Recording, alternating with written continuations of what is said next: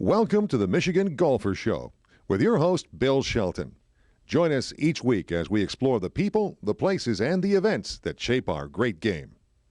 Welcome to this edition of the Michigan Golfer. Our guest today is Paul Albanese, a principal with the Raymond Hearn Paul Albanese Golf Course Design Incorporated. Paul, welcome to the show. Nice to be here, Bill. You know, the name Ray Hearn, and certainly you've been involved in it from the start, is known all over the state of Michigan and indeed rapidly moving throughout the United States. But let's talk specifically about a new project that's on the board, and it's a little bit of ways, but it's called the Golf Club of Yarrow over in Kalamazoo, Michigan. I know you're teaming up with some people that you've worked with before, but tell us a little bit about this course and this plan. Sure. This course is done for the Yarrow Resort. They've got a wonderful facility over there, and they had a lot to offer to their resort patrons. But one thing they were missing was a really nice quality golf course. So we were hired to do a golf course on a really wonderful piece of land. It had a lot of rolling terrain. You saw this piece of land and you knew it could have a golf course fit on it. It wouldn't take a lot to do it.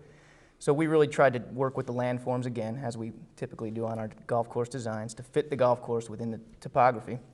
And it worked out wonderfully. We've got a wonderful 18-hole championship course that was built last year by Dozer Construction, who's done a lot of great golf courses in the state.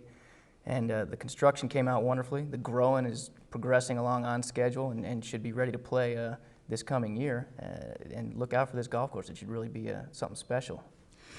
The philosophy of your organization, you put it on the web and you make the statement about this is what we try to do when we build a golf course.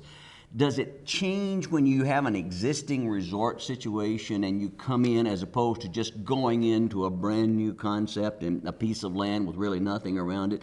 Does this change the way you go about putting together a game plan to lay out a golf course?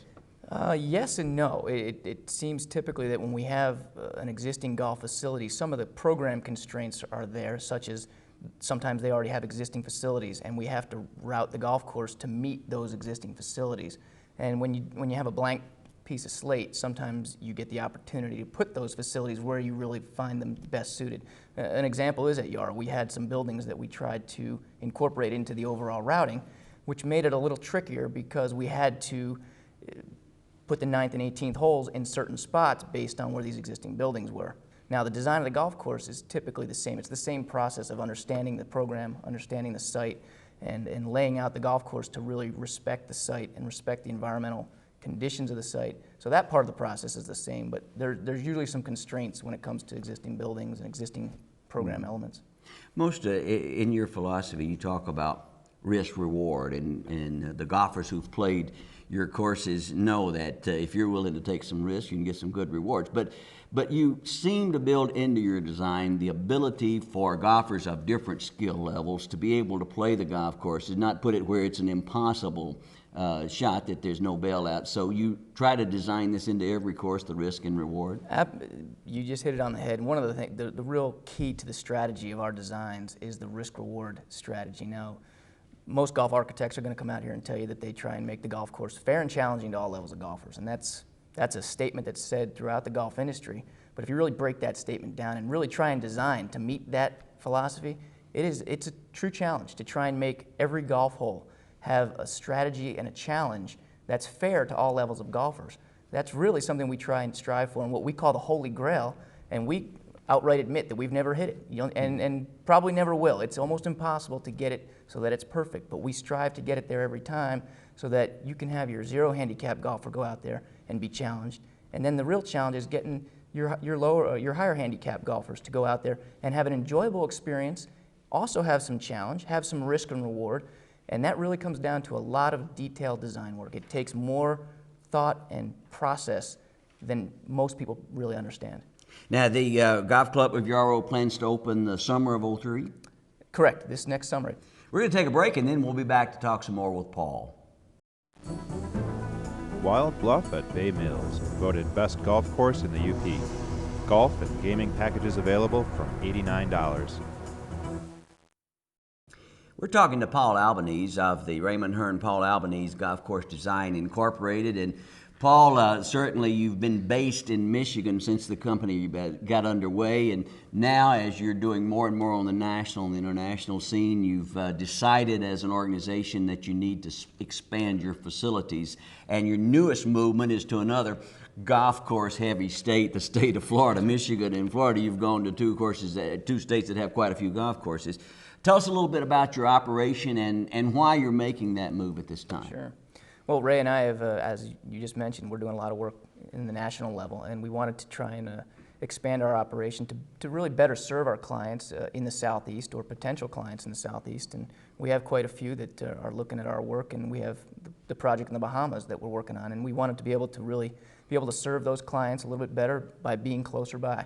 So we decided to open up our office in Port St. Lucie, Florida. We really believe in trying to serve our clients. That's one of the things we do very well and are proud of, our personal service. And by having offices throughout the country and starting out with Florida and Michigan is something we feel is going to help us serve our clients best throughout the country. Will you have to develop a whole new group of associates in terms of handling operations there, or will you and Ray basically try to be on site as much as possible? Ray and I firmly believe in the personal service of the two principals of the company, Ray and I. We are intimately involved with every project, so we won't ramp up to have a whole lot of associates. We'll have some support staff in each office to help us get through some of the drafting and some of the computer work. But Ray and I really pride ourselves on being intimately involved with every project, and having these different offices will allow us to have venues to really stay in touch with those projects personally. Mm-hmm. When we look at the state of Florida, certainly that's a different soil, that's a different climate, that's a different terrain as opposed to the state of Michigan. So I would assume that you're going to have to probably make some adjustments when you're dealing with courses in the southeastern portion of the United States and other places than you do when you're in the state of Michigan. Without question, it's a completely different animal down there. The terrain, first of all, is flat. I mean, it's rare that you find any of the terrain that you find here in Michigan with the bumps and rolls and the mountains that we have here in Michigan. Down in Florida, we're working with higher water tables, different soil types, a whole different design philosophy. And one of the things that Ray and I we both have degrees in landscape architecture, and we're well versed at understanding the design process, and that's the key to creating good designs. And we're quite comfortable designing in any type of environment throughout the country. Okay, Paul, the final question is kind of a tough one. We live in the world of computers and websites. Do you know the website of your company? I do, Bill. It's www.rhgd.com, and that's actually the best place to go really see all of our work. And we've got a nice website that's got pictures of all our courses and master plans, and we even have some of the streaming video that shows some of our the previews of some of the courses coming up. So great. Wow, that'll be something that the viewers during the cold months of winter may want to go and check that out. Also, the MichiganGolfer.tv, we've had some other shows with Ray and some of your courses, and they might want to go back into our archives and look those up too. We've been visiting with Paul Albanese, the principal of the Raymond Hearn Paul Albanese Golf Course Design Incorporated, about some exciting new courses and golf philosophy in terms of designing golf courses. Thank you for being a part of our show today, Paul. Bill, I appreciate you having me on. And thank you for watching The Michigan Golfer.